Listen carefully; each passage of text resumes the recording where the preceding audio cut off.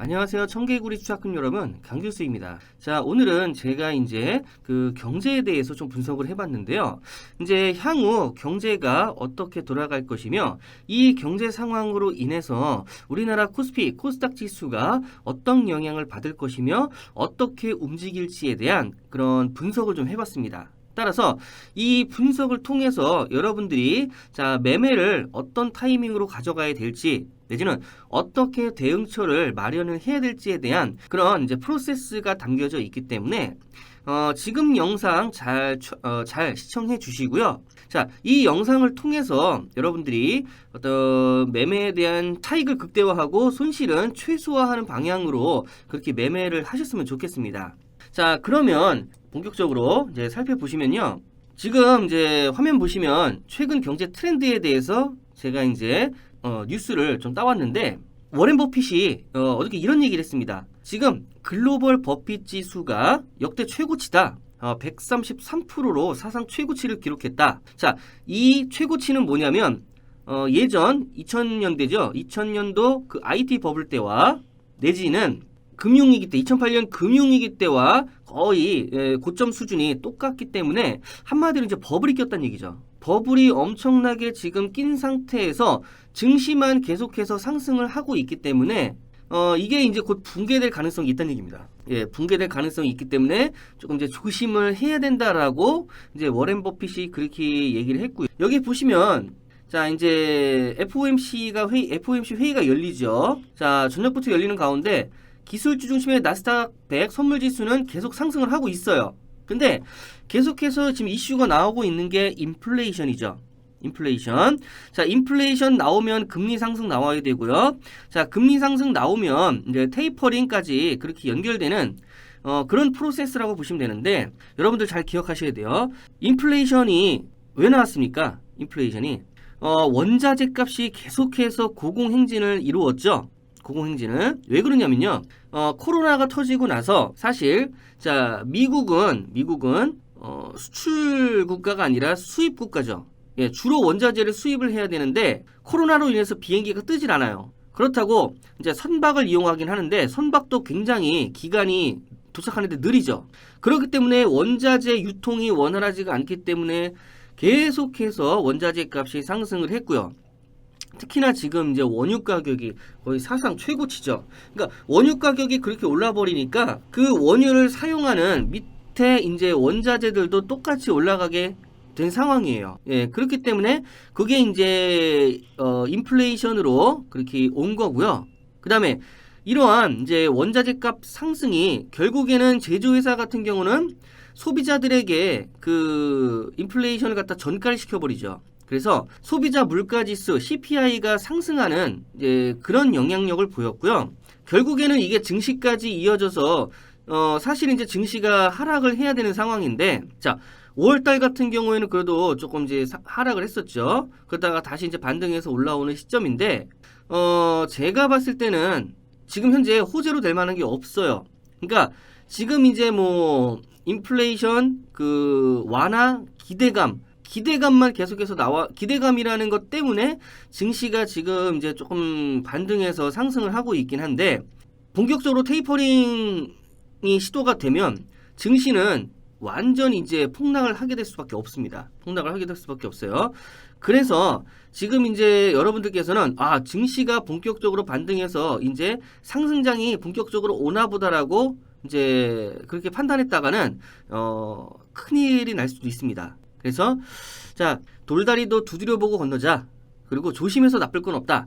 이 두 가지를 항상 기억하시고요. 항상 기억하시고, 예, 제가 계속 말씀드렸다시피 매매를 짧게 대응을 하실 때, 그 다음에 수익도 좀 짧게 보는 방식으로 그렇게 매매를 하시라고 제가 계속 말씀을 드렸어요. 예, 어차피 지금 이제 7월 달부터 이 폭락장이 올 수도 있기 때문에 괜히 사실 조심해서 나쁠 건 없잖아요. 간과했다가는 7월달 폭락장 오면은 크게 물릴 수가 있습니다. 예, 그렇기 때문에 손실이 커진다는 얘기죠. 그렇기 때문에 조심을 좀 하셔야 돼요. 자, 다음 장면 보시면요. 자, 미국 증시가 FOMC 경제 속 혼조세 S&P 나스닥 최고치라고 나왔는데, 자, 미국 증시가 이제 뭐 나스닥 같은 경우는 올라가고 S&P 같은 경우는 그러니까 나스닥 S&P가 올라가고 그다음에 기타 다른 증시가 떨어지고 이렇게 계속해서 지금 반복이 되고 있는데 우리나라도 어떤 날은 코스피를 올렸다가 어떤 날은 코스닥을 올렸다가 어떤 날은 코스피를 뺐다가 어떤 날은 코스닥을 뺐다가 이렇게 지금 반복을 해요. 그러니까 혼조세가 계속해서 이루어지고 있는 거죠. 자, 이렇게 잘 생각하셔야 돼요. 예전부터 이렇게 우리나라 같은 경우도 코스피, 코스닥 지수를 한 번에 올리지 않고 이렇게 번갈아 가면서 올렸다 내렸다 하는 경우는 보통 이제 혼조세가 많이 이제 변동성이 크다는 얘기죠. 예, 그렇기 때문에 증시가 이제 하방으로 다시 갈 수도 있다라는 신호기 때문에 그냥 이제 기술적 반등으로 그동 5월 달에 많이 하락을 시켰기 때문에 기술적 반등으로 좀 올려놓은 거지 이후에는 다시 한번 하방으로 그렇게 전환될 가능성이 있다는 얘기예요. 항상 조심하셔야 되고요. 그 다음에 월가의 거물 제이미 다이먼이 미국 인플레이션이 장기화 가능성 매우 높다라고 이렇게 나왔습니다. 결국에는 지금 이제 소비자 물가지수 CPI가 사상 최대 상승폭을 나타내면서 이러한 부분이 인플레이션을 키운 거죠. 예, 인플레이션 엄청 키웠습니다. 자, 그렇기 때문에 인플레이션이 장기화될 가능성이 있기 때문에 여러분들께서는 계속해서 이제 제가 매매 타이밍을 알려드렸어요. 조금 이제 기억을 해두시고요. 자, 그 다음에 최근 미국 증시 현황 보시면요. 자, 미국 다우지수 보시면 계속해서 이제 월봉인데 계속 상승을 했죠. 고점 부근에 있어요. 자, 나스닥도 그렇고요. S&P도 그렇습니다. 이렇게 계속 월봉상 고점에 있기 때문에 자, 한 번은 뭐 이 기간 내지는 한 요 정도까지는 이제 조정을 좀 받아야 돼요. 예, 요 정도까지는 조정을 좀 받아야 되는 시기이기 때문에 자, 거품이 굉장히 많이 꼈죠. 지금 이슈가 될 만한 게 하나도 없는데 증시는 계속해서 올라가고 있어요. 결국에는 자, 이게 나중에 이제 거품을 뺄 경우에는 진짜 미국장도 계속 폭락장이 7월부터 본격적으로 폭락장이 올 수 있기 때문에 자, 이 지금 차트 잘 보시고요. 아, 너무나 고점 부근에 있기 때문에 이제 조심을 좀 해야겠다라고 인식을 좀 하셔야 됩니다. 자, 그 다음에 주요 원자재 현황을 좀 보시면요. 자, 국제 금 지수 보시면, 금 지수가 이제 내려갔다가 이제 그 1년 동안의 추이를 본 건데, 자, 내려갔다가 다시 반등해서 올라오고 있죠. 네. 자, 금 가격이 올라오고 있다라는 건 뭐냐면요. 말 그대로, 자, 원화 가치가 떨어지는 거예요. 아, 원화 가치가 아니라 이제 달러 가치죠. 달러 가치가 이제 현금 가치라고 합시다. 자, 화폐 가치가 떨어진다는 거예요. 화폐 가치가. 예, 왜냐면은, 잘 기억하세요. 소비자 물가 지수. 그러니까, 초코파이를 예로 들면은, 예전에는 이제, 뭐, 현재로 따졌을 때는 초코파이 하나당 뭐 200원에 먹을 수 있다라고 하면, 소비자 물가 지수가 올라갔죠? 예, 초코파이 값이 올라갑니다. 그러면, 지금은 200원 주고 사 먹을 거를 이제 300원 주고 사야 돼요. 그렇기 때문에, 자, 제품 가격이 올라갔어요. 그렇기 때문에, 나는 이거를 200원만 가지고 있는데, 이제 이 초코파이를 못 사요. 화폐 가치가 떨어진 거죠. 화폐 가치가 떨어지면 반대로 금 가격이 올라가게 됩니다. 금 가격이. 자, 인플레이션의 전조현상이죠. 자, 그 다음에, WTI, 그 서부 텍사스유를 보시면요. 자, 엄청 고점 부근에 있죠? 예, 엄청 고점 부근에 있습니다. 자, 지금 이제 막 그 미국 같은 경우는 주유소에서 기름을 넣으려고 할 때 줄을 서야 돼요. 예, 엄청난 가격을 주고서 예, 줄을 서야 된다고 합니다. 자, 그 정도로 지금 자, 그러니까 원자재가 유통이 원활하지 않다는 얘기죠. 그러니까 이제 기름이 없다 보니까 사람들이 기름은 사용을 해야겠고 기름은 없고 그러니까 공급이 수요를 못 따라가는 거죠. 예, 그렇기 때문에 지금 고공행진을 계속해서 하고 있죠. 자, 구리 보시면요. 구리 가격도 계속 고공행진이죠. 계속 상승을 했습니다. 자, 그 다음에 이제 옥수수, 곡물 쪽 보시면요. 대표적으로. 자, 곡물 쪽도 계속 고공행진을 이뤄가고 있죠.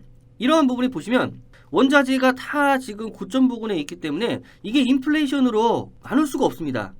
예, 무조건 인플레이션으로 올 수밖에 없어요. 자, 그렇기 때문에 여러분들은 지금 이 지수가 자, 지금 현재 여기서 얼마의 기간 동안 얼마만큼 떨어질까 이거를 기다리는 게 아니라 이 원자재 가격은 제가 봤을 때 코로나 백신이 전체 거의 90% 이상 확산이 되지 않는 한 아마 소비자 물가 지수는 계속해서 올라갈 것으로 예상이 돼요. 예, 이 원자재 값이 계속해서 또 올라간다는 얘기죠. 자, 그렇기 때문에 요거 잘 염두해 두시고요.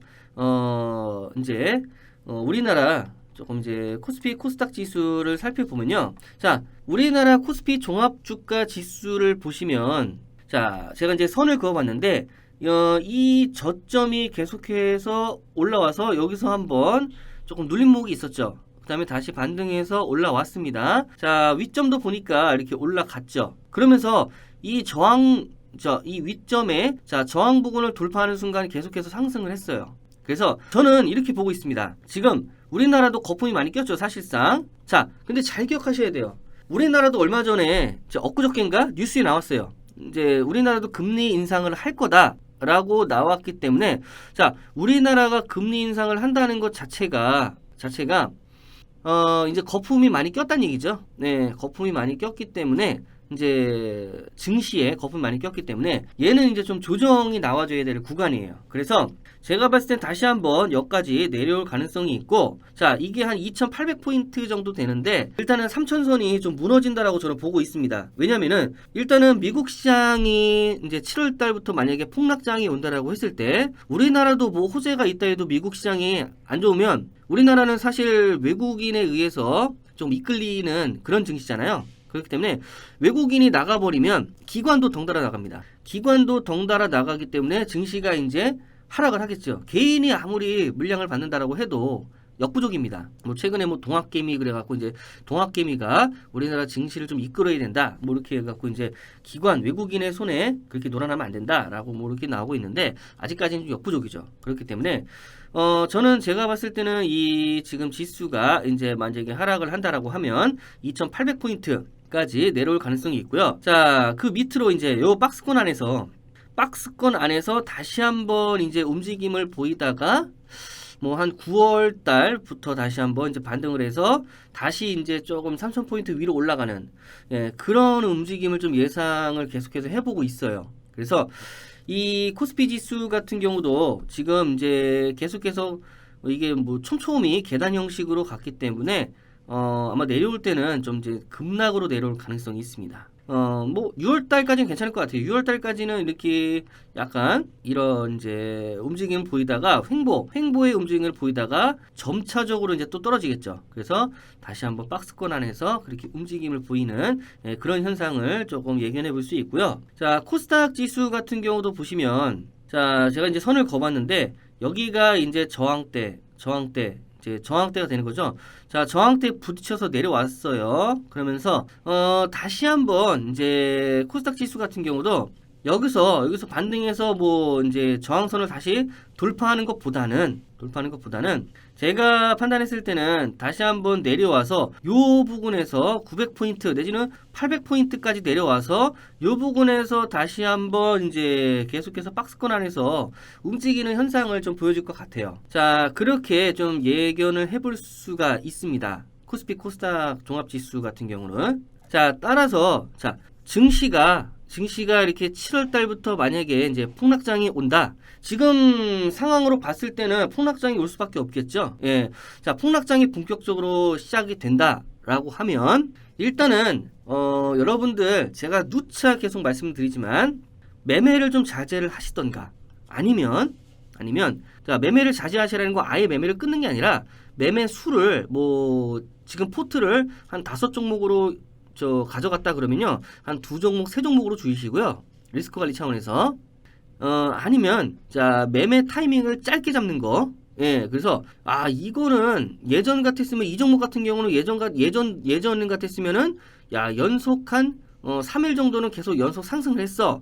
지금은 그렇게 보시면 안 돼요. 지금은 하루하루가 어떻게 될지 모르기 때문에, 만약에 수익이 조금이라도 낮다. 그럼 바로 차익 실현하고 다음 종목으로 넘어가셔야 됩니다. 그 정도로 변동성이 크기 때문에, 5월 달부터 이제 매매를 좀 길게 보시다가 물리는 그런 개인분들이 굉장히 많았어요.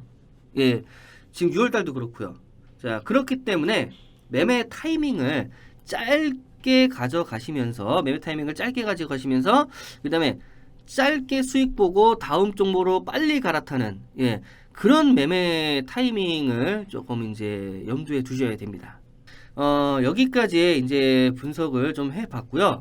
자, 7월 달부터 조금 이제 뭐라 그럴까, 증시가 이제 안 좋아질 것으로 예상을 하는데, 일단 예상이고요. 틀릴 수도 있습니다, 제가. 근데 지금 정황상 뭐 좋을 게 없기 때문에 조금 이제 한 6, 70% 정도는 좀 하락장이 올 거라고 이제 보고 있고, 자, 이럴수록 여러분들이 그러니까 좀 집중을 잘 하셔서 수익을 최소화, 손실도 최소화, 뭐 이렇게 매매 타이밍을 좀 가져가셨으면 합니다. 자, 이상 그 향후 경제 분석 영상에 대한 분석 내용이었고요. 저는 강 교수였습니다. 감사합니다.